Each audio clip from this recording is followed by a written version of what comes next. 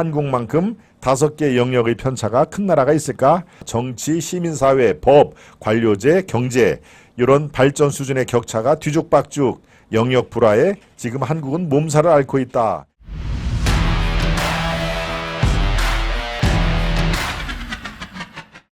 한국만큼 영역 편차 큰 나라 있나? 라는 그런 내용인데요. 예, 오늘 제가 갖고 온 칼럼인데 원래 칼럼 내용은 국력의 계절이라고 하는 그 제목입니다. 예, 중앙일보 송호근 칼럼인데요. 예, 송호근은 지금 한림대 학술원 원장으로 있는 전에 서울대 교수였죠. 송호금의 세사필담 원래 제목은 국력의 계절인데 이 글 취지에 맞게 제가 이렇게 다듬은 제목은 바로 한국만큼 영역 편차 큰 나라 있나 라는 얘기입니다. 아마 여러분들 생각과 조금 다를 수가 있는데요. 한번 살펴봐 주시기를 바랍니다. 칼럼은 이렇게 시작합니다. 유신시대에나 유행했던 저 말이 새삼스러운 요즘이다. 모든 게 국력이었다. 전국체전이 국력 깃발 아래 열렸고 국제기능올림픽 수상자는 카퍼레이드의 주인공이 됐다. 국위를 선양한 애국자에게 베푼 선물이었다. 사전 5기 홍수환 탁구 여제 이예리사의 카퍼레이드는 열광의 도가니였다. 여러분 기억나시죠? 홍수환 이예리사. 금빛, 은빛, 색종이가 나부꼈던 거리, 저 광화문으로 들어가는 시청 앞에서부터 막 그 카퍼레이드를 하면서 꽃가루를 뿌렸던 그런 기억이 저도 아주 생생합니다. 금빛, 은빛, 색종이가 나부꼈던 거리, 잘 살아보세 노래가 울려 퍼지는 광장을 출퇴근했던 사람들은 이제 60대, 70대가 됐다. 베이비 부모, 전형적인 꼰대 세대다. 꼰대 세대에겐 가난이 더 익숙하다. 누리호가 땅을 박차고 치솟아도 실감이 잘 나지 않는다. 대한민국이 우주선을 발사했단다. 한국형 K2 전차가 위용을 뽐내도 미제 M1 탱크와 소련제 T탱크 영상이 앞을 가리고 폴란드에 수출한 전투기가 상공을 갈라도 쌕쌕이만 할까 반문하기 일수다. 젊은 시절 뇌리에 또아리 튼 흑백 영상이 인생 황혼기까지 드리워져 있다. 인식 전환이 늦는 데는 다 그만한 까닭이 있는 것이다. 세계 강대국에 공통점이 있다. 침공을 감행했거나 식민 착취를 했거나 캐나다 빼고 G7이 모두 그런 나라다. G8에 살짝 끼어든 한국은 침략도 식민 통치도 못한 케이스였다. 국제적 순둥이라 내부 결기를 다질 수밖에 없다. 우리끼리 대한제국이라 불러보았는데 이웃에 빈축만 샀다.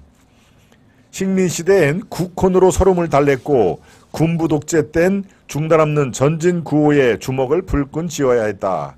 허리띠를 졸라맸고 음주 가무를 자제했다. 신체 발보는 수지 부모를 외쳤던 나라가 머리채를 잘라 수출했다. 규방 바느질 솜씨를 동원해 의류 수출국이 됐다. 이런 웃지 못할 아이러니를 통과해 G8이죠. G8에 당도했다. 경제력 세계 8위, 군사력은 6위란다.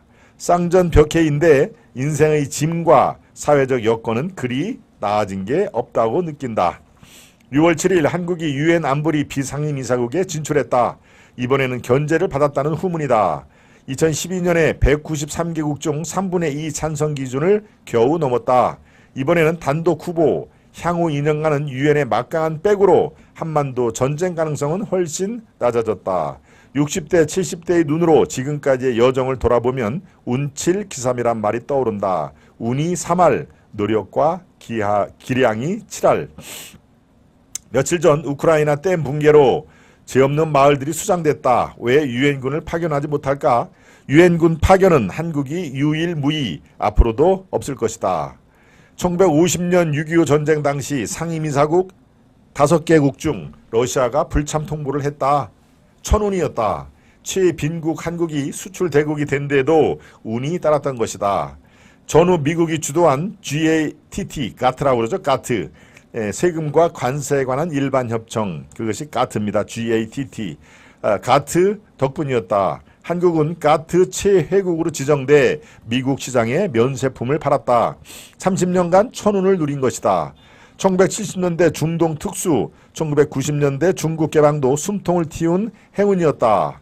어렵게 열린 기회구조를 제때에 포착한 것이다. 인류사는 전쟁사다. 전쟁이 끝나자 계획 없이 마구 태어난 세대가 평생 참화를 겪지 않았다는 사실만큼 천운이 있을까. 게다가 꼰대 세대의 기억엔 촌스러운 상품과 드라마, 패션과 노래, 음식과 문화가 K문패를 달고 세계를 수놓고 있다니.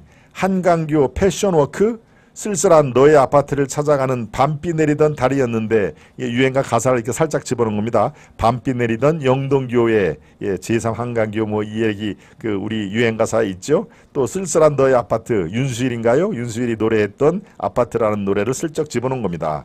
한강교 패션위크, 쓸쓸한 너의 아파트를 찾아가는 밤비 내리던 달이었는데, 우리의 집단 가무가 바로 방탄소년단 BTS를 낳았고 전원일기가 오징어 게임으로 진화했단다. 그럴 줄 알았으면 조금은 길을 펴고 살았을 것을 한국의 국력을 수놓는 저 특이한 상징 자본들이 한순간에 증발할까 나는 조마조마하다.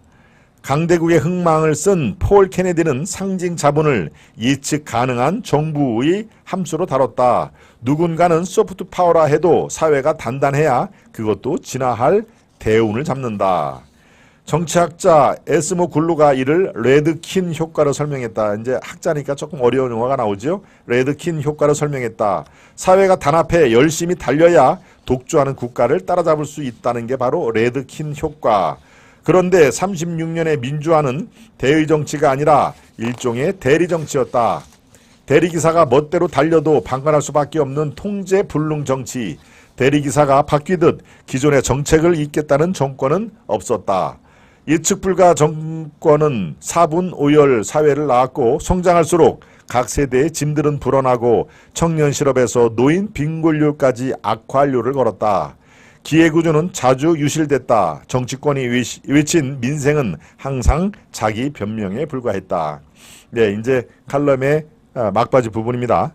국가를 구성하는 5개 영역의 편차가 한국만큼 큰 나라가 있을까? 여기서 제가 다듬은 제목을 따온 것입니다.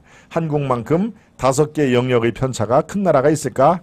그 5개 영역은 정치, 또 시민사회, 법, 관료제, 경제 간 발전 수준의 격차, 이렇게 5가지입니다. 정치, 시민사회, 법, 관료제, 경제, 이런 발전 수준의 격차가 뒤죽박죽 영역 불화에 지금 한국은 몸살을 앓고 있다.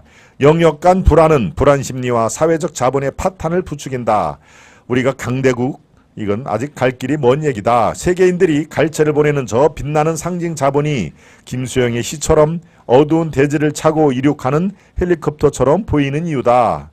사람이란 사람이 모두 고민하는 현실을 가볍게 박차는 화려한 수직 상승은 꼰대 세대에게는 비애와 서름으로 비추고야 만다. 일종의 속죄의식인가, 평생 쪼그러졌던 마음을 한 번쯤 해제해도 될 텐데 이 국력의 계절에 상심에 젖는다 하는 얘기입니다. 그래서 이 송호근의 국력의 계절이라는 그런 말에 국력, 나라의 힘이 최고다라고 하는 게 우리는 60년대, 70년대, 80년대 그 이후에도 계속 나라의 힘, 소프트 파워를 앞세운 강대국에 앞서서 우리 국력을 키우자라고 하는 그런 슬로건으로 임했는데, 사실은 60대, 70대들은 그 말이 상당히 공허해 보인다. 그리고 평생 쭈그렸던 마음을 이제 한 번쯤 무장해도 되는 시기에 우리 별의별 생각이 다 든다. 약간 좀 시니컬한 그런 내용이 담겨져 있는데, 송호근의 칼럼 여러분들 생각과 어떻게 차이가 있는지 제가 한번 말씀을 드렸습니다.